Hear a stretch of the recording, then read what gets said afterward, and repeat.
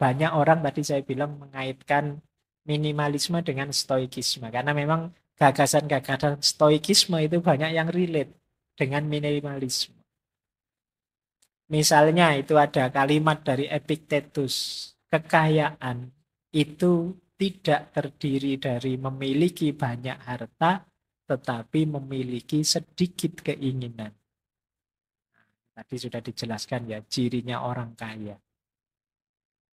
Terus kebalikannya kata Seneca, bukan orang yang memiliki terlalu sedikit, tetapi orang yang menginginkan lebih. Itulah miskin. Selama kita masih ingin macam-macam dan belum keturutan, sebesar apapun harta kita, kita hitungannya masih miskin. Terus, kalau ini Marcus Aurelius, energi dan waktumu sama-sama terbatas. Jadi, jangan sia-siakan mereka pada apa yang dilakukan, dipikirkan, dan dikatakan oleh orang-orang yang tidak penting dalam hidup.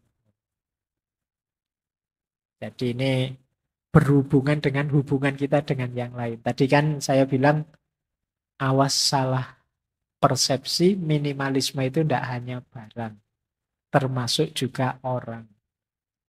Kalau di antara keinginan kita adalah disenangi semua orang, dipuji semua orang, dan kita mati-matian menuju ke sana, kalau versinya Markus ini ya kita sedang memboroskan energi dan waktu kita. Eman-eman. Ayo kita gunakan saja untuk yang manfaat. Biarlah ada orang tidak setuju, tidak suka. Asal kita yakin ini baik kok. Asal kita yakin ini sudah benar menurutku. Jalan saja. Kenapa ya kalau kita ngeladeni komennya orang, kata-katanya orang, tidak ada habisnya. Tidak mungkin semua orang senang. Tidak mungkin. Pak, saya lihat ngaji filsafat itu kelihatannya senang semua. Iya, viewernya sedikit. Yang tidak senang tidak ngomong, males, apa, tidak berpengaruh. Jadi tidak mungkin semua orang senang. Pasti ada yang tidak senang ya. Kalau ngaji filsafat mungkin yang tidak senang tidak ngomong juga, tidak keluar juga. Ya mereka tidak senang gitu aja. Jadi tidak usah fokus ke sana. Kalau mikir ke sana nanti jangan-jangan waktu dan energimu habis untuk yang tidak penting. Pernah tidak kalian habis posting sesuatu terus bolak-balik kamu tengok yang nge-like berapa ya? Yang sudah nonton view berapa ya? Kalau kamu sering begitu ya kemungkinan energi dan waktumu habis. Sudah kalau kamu anggap postinganmu penting, posting saja. Selesai. Terserah orang apresiasi atau malah buat kontroversi, ngeritik ya monggo saja. Tapi saya tahu yang saya posting ini baik. Nggak usah ngukur komentarnya orang dan lain sebagainya. Nah, ini nasihatnya Markus. Bersih-bersihnya juga ini termasuk contoh bersih-bersih orang lain yang tidak penting.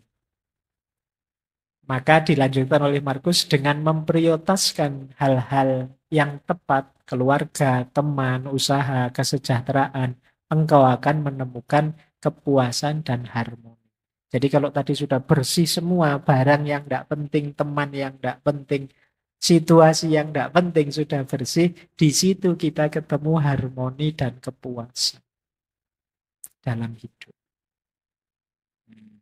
Baik, ini filosofi selanjutnya. Yang pertama, filsafat cukup.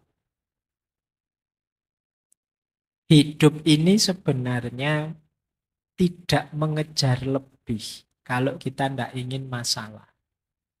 Kata Sokrates, rahasia bahagia, engkau tahu, tidak ditemukan dalam mencari lebih banyak, tetapi dalam mengembangkan kapasitas untuk bisa menikmati lebih sedikit. Jadi kamu latihanlah bukan punya banyak hal yang kamu inginkan, tapi latihanlah bisa menikmati yang lebih sedikit dari yang kamu miliki. Itu akan membuatmu bahagia. Jadi kembangkan dirimu ke Jangan level lupa subscribe bisa channel Maklum menikmati ya. yang sedikit. Bukan ke level punya banyak hal, punya banyak barang. Nah, nanti kalian akan bahagia.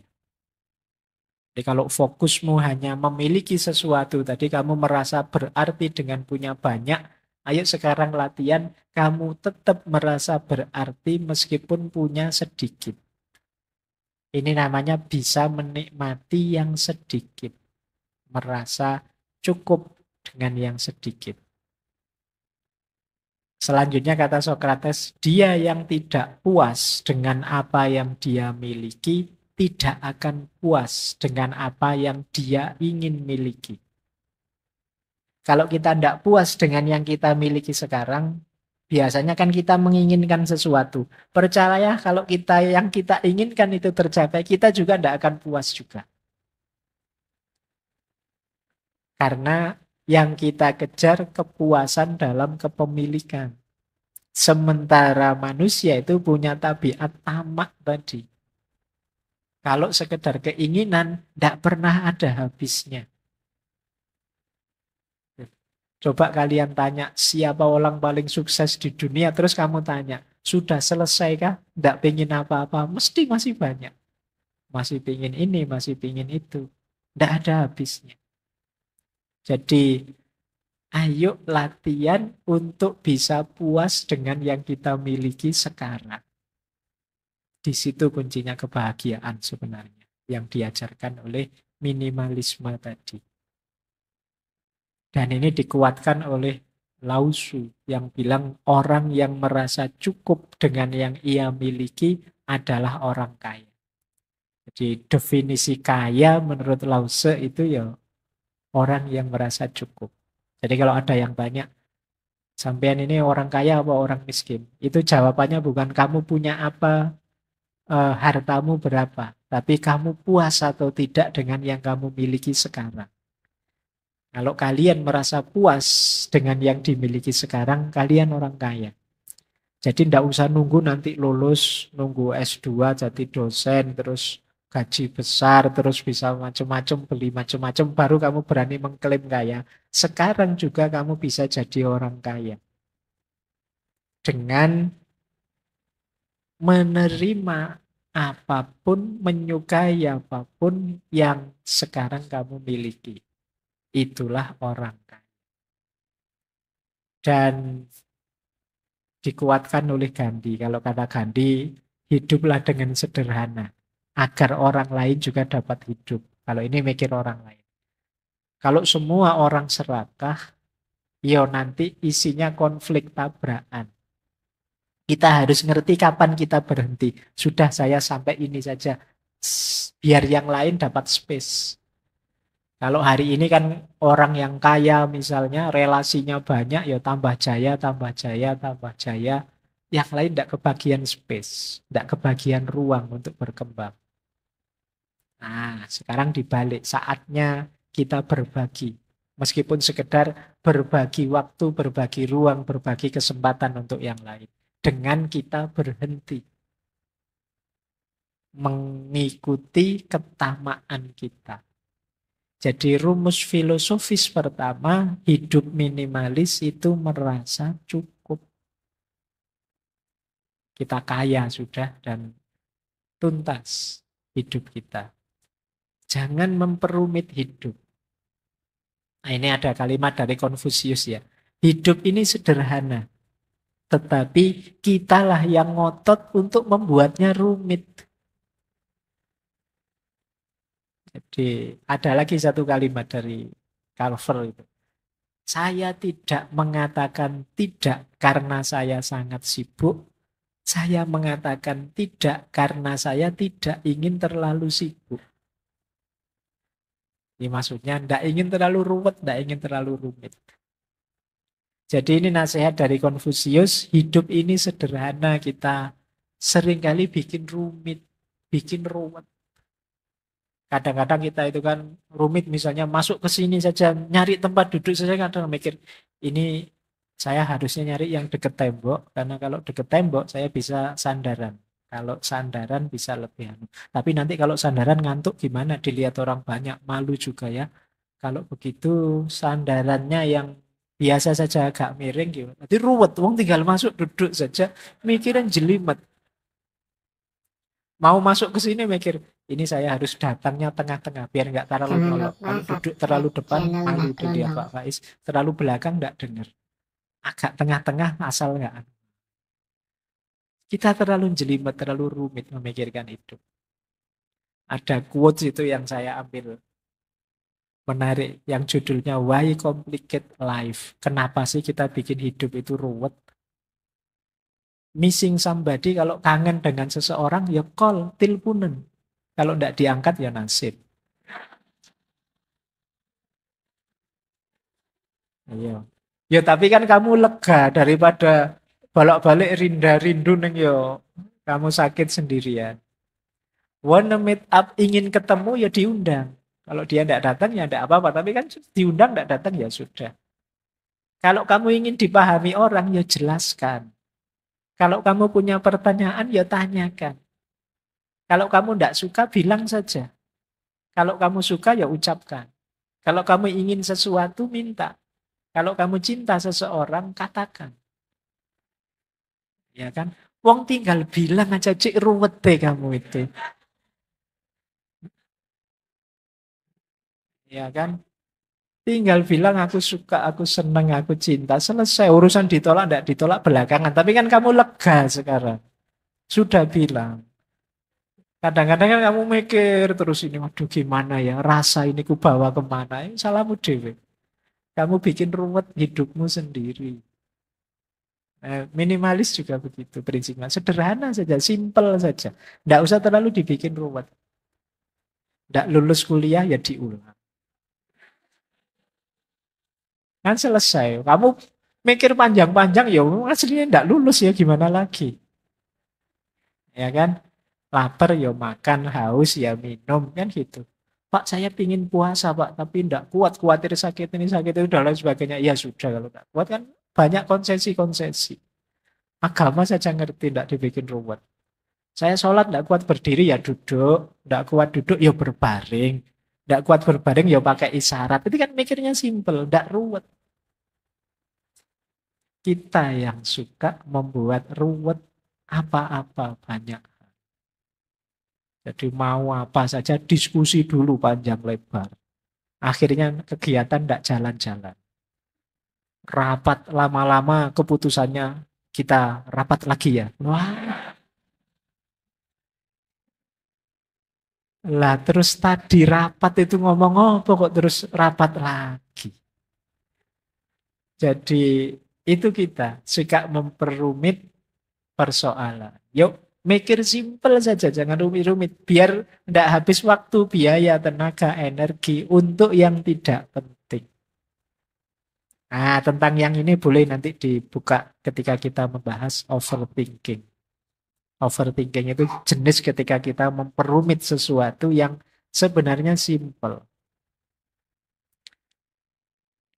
Nah, filsafat minimalisme lagi berhubungan dengan menemukan yang lebih hakiki dan berguna.